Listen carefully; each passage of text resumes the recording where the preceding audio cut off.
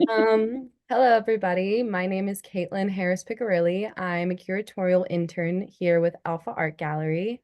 Then we have Diana, who is also a PR intern, Diana Watkins. And then we also have Kat Collins here, who is our upcoming artist for the Oil Sculpture and Mixed Media exhibition.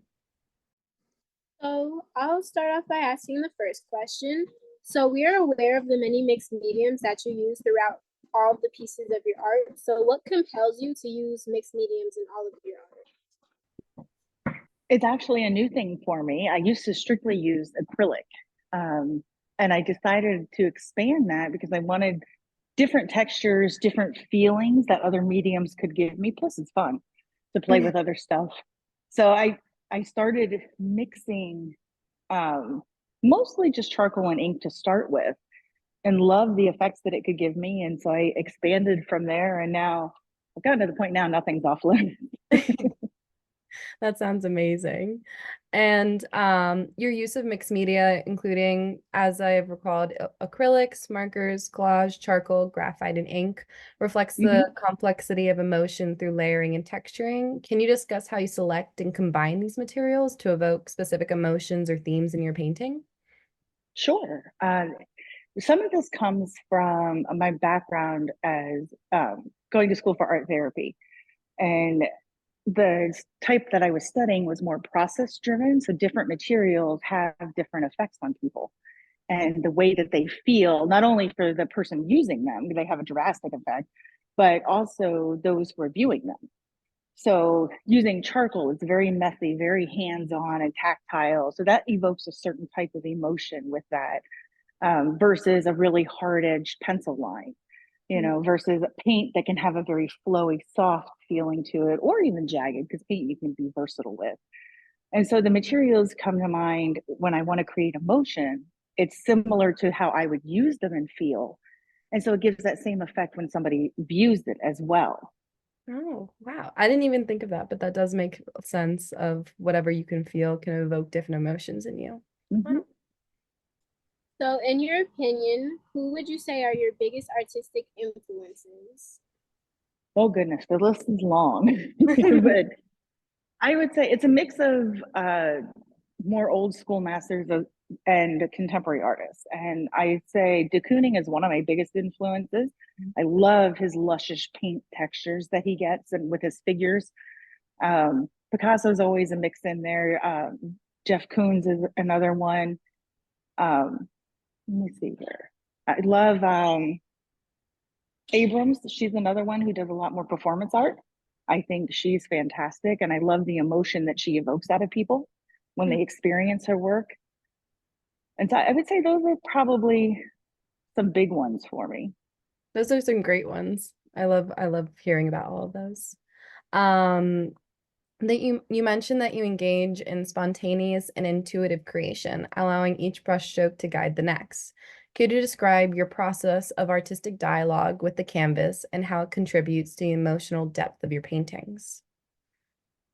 Sure. And this was a question I struggled with a little bit because it's hard to put into words for me.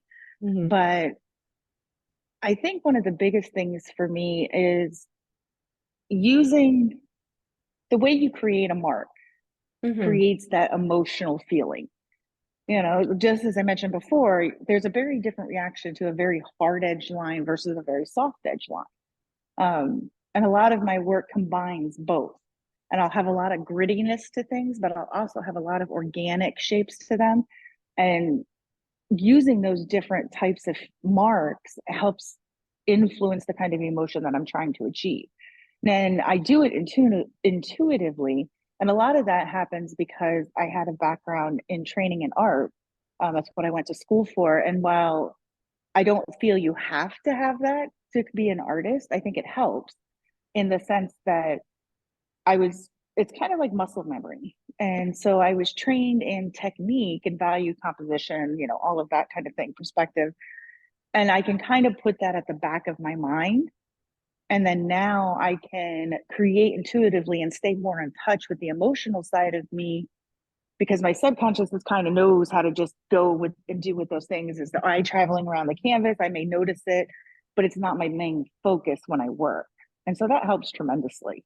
Okay. Is there ever a emotion that you aim to like kind of get into before you start a painting? Um, Usually it's whatever I'm feeling at the moment. okay. And so I really try to stay present Mm-hmm. and in how I feel at that moment. That's one of the things I want to achieve with my paintings when people view them is it kind of brings them into the here and now. What do you experience at this very moment? And trying to delve into that emotion. So I don't necessarily plan it ahead of time. Usually it's whatever I'm bringing to it at that time. It's a little bit different if I'm doing a series. As I was thinking about that earlier, where doing a series, you're trying to keep it a specific kind of theme to some degree. So if I'm not in that emotional space that I'm trying to create with this, I kind of have to set the mood almost like a romance, Mm-hmm. or I have to do things that will specifically recall those kinds of emotions for that. Yeah, that's great. So, how would you describe how important art is in our society today? I think it's incredibly important. I don't think it ever loses its value or effect. It not only brings beauty to the world, I think, but it also brings truth. It can reflect what our current society is at the moment. It brings to the forefront different issues that are happening that people may not be paying attention to. I also think it helps provide a respite from what's going on in the world these days. And you can get lost in a painting and or a sculpture or anything of that nature and have a break or a breathing moment without having to listen to the news for a little while or something like Mm-hmm. that. So I think it's very relevant, very valuable. And I don't think the purpose of art will ever be lost or go away. Mm-hmm. Definitely. Um, Your artist statements emphasize the importance of infusing each artwork with your deepest emotions and embracing vulnerability. How do you navigate the balance between revealing your authentic self and maintaining a sense of privacy? It's an interesting question because I really work hard to be super vulnerable and emotional in a painting. Mhm. Um, and I had to think to myself, do I really try to be private when I do something? And I guess in my case, I don't. Mhm. So for me, maybe there isn't a balance, which I don't know if that's a good thing or not, but there is no balance because I want to be fully vulnerable in a painting. I want that emotion out there because I feel like that's what resonates with people and that's Mhm. how they connect. And I think, in all honesty, I think that's what makes a great work of art as well is how much the artist is willing to put themselves in their work because that's what people gravitate towards when they're looking at something and they may not realize it. Mhm. But I think that's what creates great works of art is how much the artist is putting that passion and that emotion into a piece of work, whether it's abstract or representational or anything in between. So I think in my case, it's putting myself out there, but the abstract method I use, I think it has some inherent privacy to it because I'm not being literal and representational in what I'm creating. So they may not know details of a specific emotion or feeling or event that happened, but they're going to get the overall sense of that. So I Yeah. think it kind of happens naturally, but it's not, I'm not doing it deliberately. I think, I'm trying to put all of myself out there. Yeah. So yeah, Hmm. That makes sense. That makes sense. So, how would you define success as an artist? Like, what, in your opinion, makes an artist successful? I think there can be a lot of things that make an artist successful. I think the biggest one is if you're happy doing what you're doing, that matters. And I think it's also, it depends because it depends on what your purpose is in creating your art. If you're creating it for yourself and you're getting value out of that or for whatever reason, then that's successful. Um, in my case, I create for myself, but I also create for the public because I put my art out there for exhibits, I put it out there for shows and to sell. So there's a balance I have for myself where I find a piece of art that I create that is successful in my opinion, may not be to anybody else. But that's where it goes back to being the vulnerable part. I feel like if I'm putting all of myself in there, somebody's going to resonate with it. And so when somebody resonates with a painting that I've created and has their own experience with it, for me, that's what makes me successful, because that's what I'm trying to achieve with my work. And then the bonus on top of that is I sell it. Then that's even more successful because it helps, you know. But in my respect, that's what makes me successful. I was just wondering, do you have any advice or any suggestions for audiences viewing your work and how to approach viewing your work? Yeah, sure. I think the biggest thing is to have an open mind. Hmm. You know, everybody wants a story told to them in a painting. And so we always try to find something concrete. It's like, oh, I see a tree. Oh, I see a face. Somebody has seen pirate ships in my art, you know. It just depends on what they what they want to see. And I'm okay with that. But I also want them to be open to the experience and ask yourself, what are you feeling when you look at this? You know, what questions are coming up to mind? And it can be as simple like, why did the artist put that dot in that spot? Or it could, you know, it can be something else. Why am I having this sensation when I look at this part of this painting? So I think it's always asking yourself questions. And that goes for anybody's artwork, to be honest with you. I think you should always have an open mind and always say, sure, abstract may not be my thing, or dogs may not be my thing, or whatever it is you're looking at, but be willing to say, lean into that. Why am I not happy with this? You know, because you may find something surprising and discover something about yourself.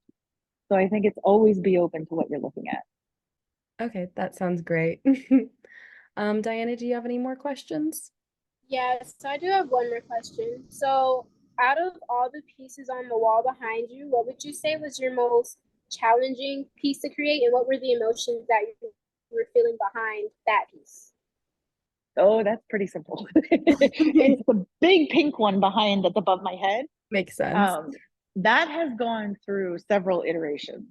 Mm. It started as a simple landscape piece that I did a couple of years ago that was not successful. It was very boring. And I decided I was going to paint over it. So the past several weeks, I have done that. And it got to a point where I thought it was finished. And I thought, oh, this is great. You know, it's a good painting. I even shared it on social media as it's done. And it kept bothering me and bothering me. And I'm like, and then I had to ask myself, is this really done? Or is it just because I'm afraid to do something else to it and ruin what's already there? Hmm. And I realized, no, I'm more afraid to do something because it's good enough, but it's not great. And so I made myself go back in the studio with it. And I took that hot pink color and I literally just smushed it all over. And I was like, well, this is very drastic, but now, now I got to go with it. And it actually turned into something even better than what it was. And so it was a challenge, probably in a couple of years in the making for that one.